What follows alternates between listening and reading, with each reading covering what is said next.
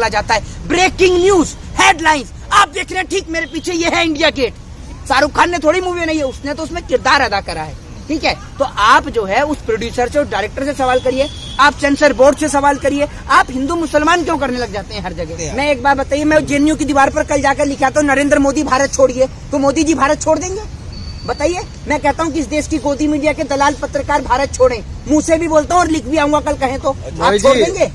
देखिए मैं आपको एक चीज बता दूं, इस देश के अंदर जो कपड़ा जो है, ये कपड़े को लेकर जो राजनीति हो रही है, कपड़ा तो भगवा कपड़ा तो मुसलमान भी पहनते हैं, ठीक है ना, और बहुत सारे लोग भी पहनते हैं, कोई कपड़े को लेकर। दूसरी बात ये है कि सबसे पहले अगर कोई भी फिल्म आज की डेट में अगर देश में आती है तो उसको सबसे पहले भारतीय जनता पार्टी के नेताओं को और इनके अप्पू झप्पू जितने भी हैं, गुड्डू पुड्डू जिनके जितने भी हैं, इन सबको बिठाल कर दिखा दी जाए अंधभक्तों को, ताकि ये खुश रहें। और अगर इनको समझ में आए तो फिल्म को पारित किया जाए, वरना नहीं किया जाए। महंगाई पर कोई चर्चा नहीं है, महंगाई पर एक्टिव गैंग बिल्कुल जीरो रहती है, बेरोजगारी पर एक्टिव गैंग बिल्कुल जीरो रहती है, महिलाओं के साथ में बलात्कार हो जाए एक्टिव गैंग बिल्कुल जीरो रहती है, क्योंकि केंद्र के अंदर नरेंद्र मोदी एंड कंपनी की सरकार है। तो मोदी जी से सवाल पूछने पर इन सब की हेकड़ी जो है वो बंद हो जाती है। लेकिन फिल्मों पर अब आप एक बात मुझे बताइए, सेंसर बोर्ड फिर ऐसी फिल्मों को पारित क्यों करता है?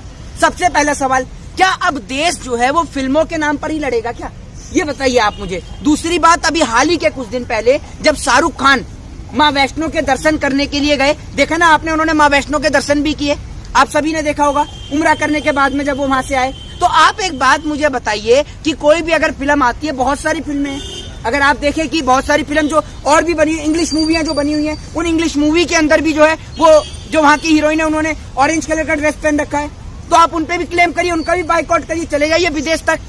ये मुद्दा नहीं है, मुद्दा है बेरोजगारी, मुद्दा है महंगाई, मुद्दा ये नहीं है कि शाहरुख खान के। अब आप एक बात मुझे बताइए, एक मुसलमान का बेटा इस देश के अंदर एक फिल्म के अंदर बजरंगी भाईजान का रोल अदा करता है, ये इस देश की खूबसूरती है। आपने देखा होगा कि सलमान खान एक मूवी बनाते हैं जिसमें वो एक हिंदू का किरदार अदा करते हैं, और वो भी आप ये समझिए हिंदू में भी सबसे जो बड़े हैं, भगवान श्री राम के जो चाहने वाले हनुमान हैं, उनका वो किरदार नहीं, हनुमान जी के भक्त के तौर पर किरदार एक अदा करते हैं। तो ये हमारे देश की खूबसूरती है। तब तो जो एक्टिव बाइकआउट गैंग है तब तो नहीं बोल रहे थे, तब क्यों नहीं बोले? ये भाई हिंदुओं का भी तो आस्था है ना। सुनिए, मेरी बात सुनिए, हिंदुओं की आस्था कोई ऐसे खराब नहीं हो जाती है, ठीक है ना। और दूसरी बात ये है कि अब ये जो कलर हैं, कपड़े हैं, या तो सेंसर बोर्ड पहले ही बता दे कि भैया आपको इस ड्रेस के अंदर ये ड्रेस पहनना है, आपको ये वाली ड्रेस पहननी है। और दूसरी बात, अब आप एक बात मुझे बताइए कि कपड़ों के आधार पर जो फिल्में ये पारित हो रही हैं या इनका बाइकाट हो रहा है, ये थोड़ी चलेगा इस देश के अंदर।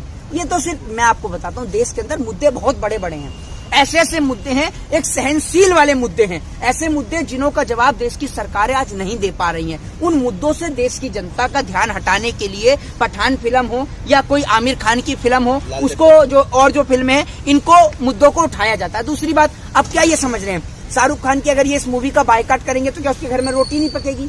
ये बताइए ना। शाहरुख खान ने थोड़ी मूवी बनाई है भैया, मूवी तो जिस प्रोड्यूसर ने बनाई, जिस डायरेक्टर ने बनाई, आप उससे सवाल करिए।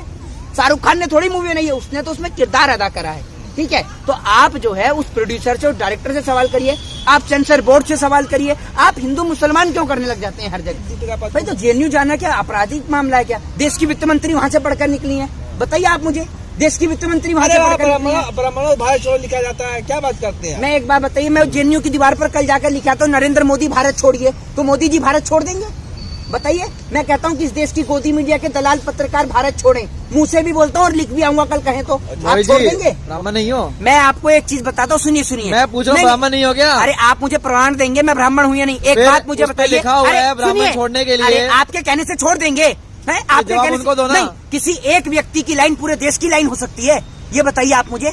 नहीं किसी, अरे सोच देखिए, सोच, अरे सोच क्या देखिए, सोच अर्नब गोस्वामी की तरह हल्ला करना बंद करिए। जैसे वो प्रदीप वो भंडारी जो है ना टीवी चैनल पर किस प्रकार के आप शब्दों का इस्तेमाल करता है, सोच के चक्कर में कहीं आप कुछ और ना निकाल दे मुंह से, इसलिए अपनी सोच को अंदर रखिए आप, ठीक है ना। वो आपने देखा होगा किस प्रकार से गालियां भी देते हैं ये लोग लाइसेंस लेकर गालियां बकते हैं। इनको लाइसेंस मिला हुआ है, ये खुलेआम जो इनके मुंह में आता है वो बकते चले जाते हैं। अब मेरी बात सुनिए, मैं आपको बताता हूँ, जवाहरलाल नेहरू यूनिवर्सिटी की आपने बात करी, जेएनयू की जो आपने बात करी, दीवार के ऊपर अगर कोई भी व्यक्ति ये लिख देगा कि ब्राह्मणों भारत छोड़ो या बनियो भारत छोड़ो, तो किसी के बाप की औकात नहीं है कि कोई किसी को इस देश से भगा सके।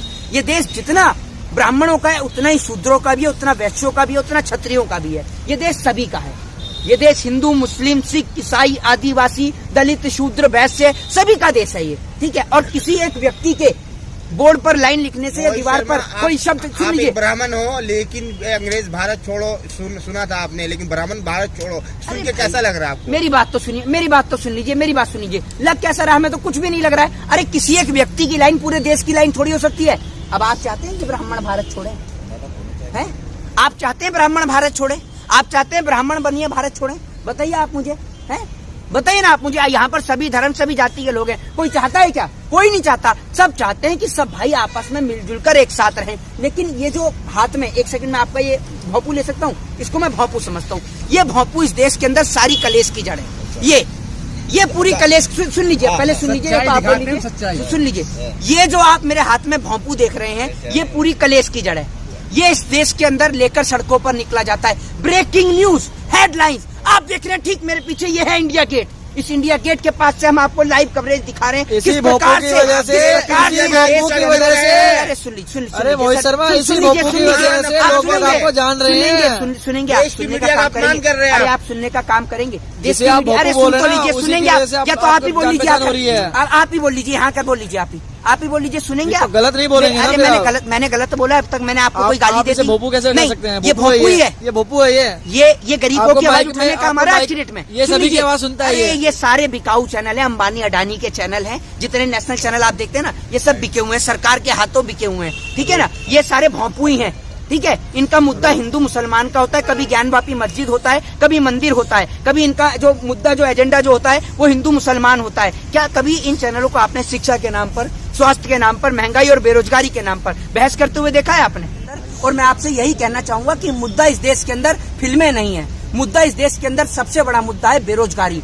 मुद्दा है कि 13 साल का नौजवान मजदूरी करके आ रहा है। मुद्दा ये है कि इसके हाथ में ये छैनी और हथौड़ा नहीं, इसके हाथ में कलम और किताब होनी चाहिए थी। मुद्दा ये है कि देश के अंदर महंगाई कैसे खत्म हो। मुद्दा ये है कि देश के अंदर से बेरोजगारी का समापन कैसे हो। मुद्दा ये है कि इस देश के नौजवान को कैसे रोजगार मिले और कैसे कलम, कॉपी और किताब मिले। और मैं आपसे यही कहूंगा कि भाई इसको छोड़कर आप कॉपी और कलम हाथ में लीजिए, क्योंकि इस देश के लिए शिक्षा बेहद जरूरी है। जय हिंद, जय भारत, वंदे मातरम।